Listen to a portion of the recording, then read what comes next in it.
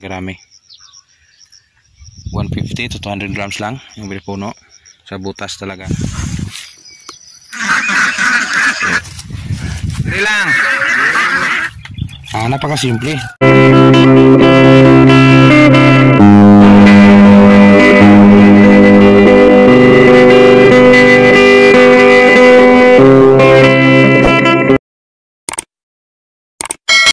Time check morning, kasakto.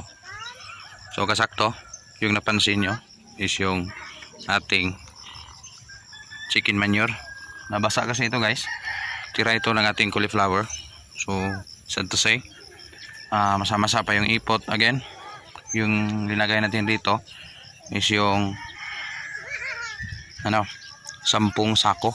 Yun ang mga sako nya nasa baba. So dito pinapulverize muna kasi basa. Napaka hirap gamitin pag basa kasi naninikit sa kamay. So hindi pwede pag ganyan. So dito naman sa area ng ating paglalagyan, yung ginawa ni Manong is yung pagpulverize. Sa pagpulverize gamit yung improvised pakaras o yung soil media para lumiit yung mga malalaki. So ganito ang paraan guys, is talaga makukuha yung mga damo. Gaya nito guys, kinukuha ko, lagay dyan sa gilid. Ito yung pinaka mahirap sitwasyon na to pag hindi mo ito ma-pulverize, kasi yung mga malalaking damo tutubo ulit yan, gaya niyan So madaanan ng yan, yun yung pakaras, ganito mapulverize lahat ng malalaking lupa, yak mapupulbos yan gamit yung araro, yung gamit yung pakaras. Pero sa taas niyan hinagyan ng araro ng ganon, nang sa ganon mabigat-bigat naman yung tiyak lahat ng mga lupa na malaki gaya nito. Tawag ito sa amin is bagal. Madaanan ng pakaras at mapulverize siya. So sa ibang larangan naman tinatawag ito na soil pulverizer ng mga traktura ibang lugar. And then dito sa gilid natin, pansin nyo yung ating litos na for transplant na para dito.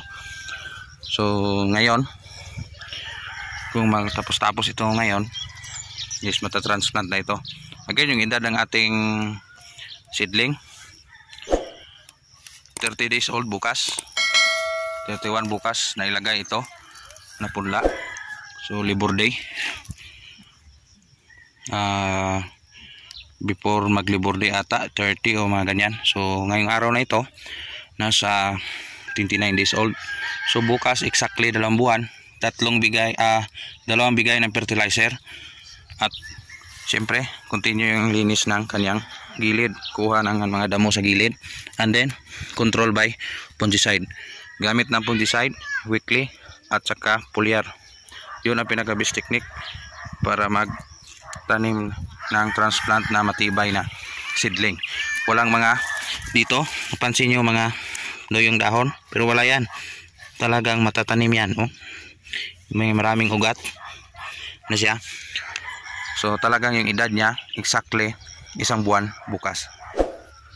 So yan, nakita nyo, malinis-linis na. Tapos mag-pulverize, gawin itong plot every 3 hills.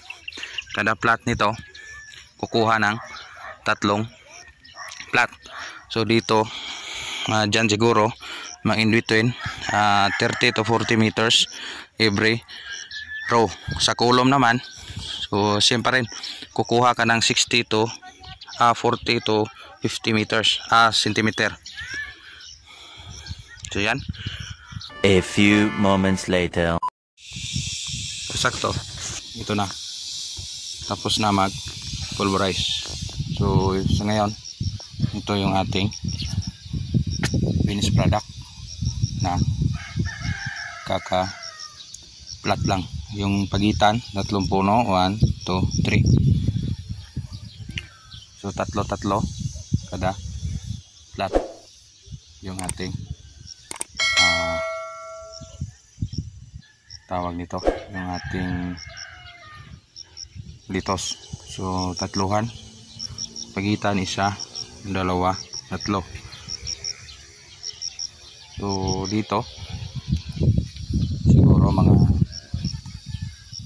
1, 2, 3 din, mga 14 siguro na ganito. Yan, pagitan. Yun ang kanyang guide.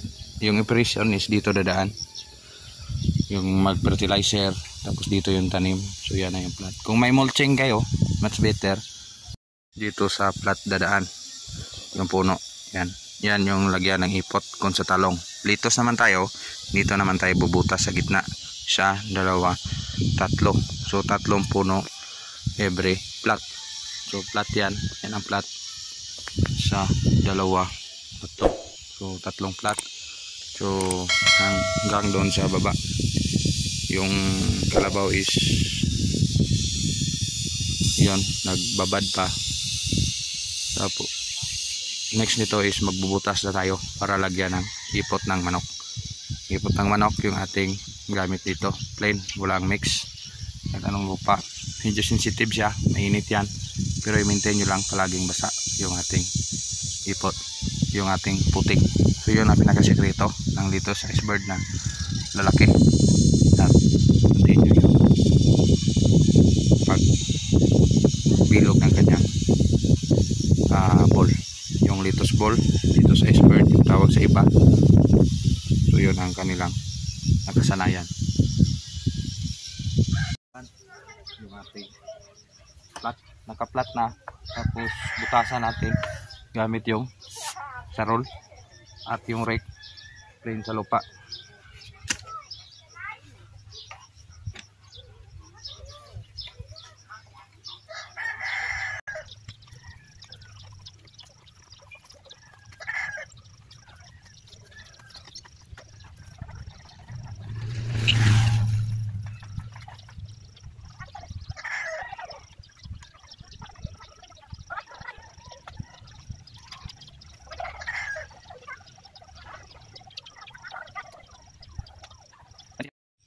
Pagkatapos butasan, maglagay na tayo ng chicken manure.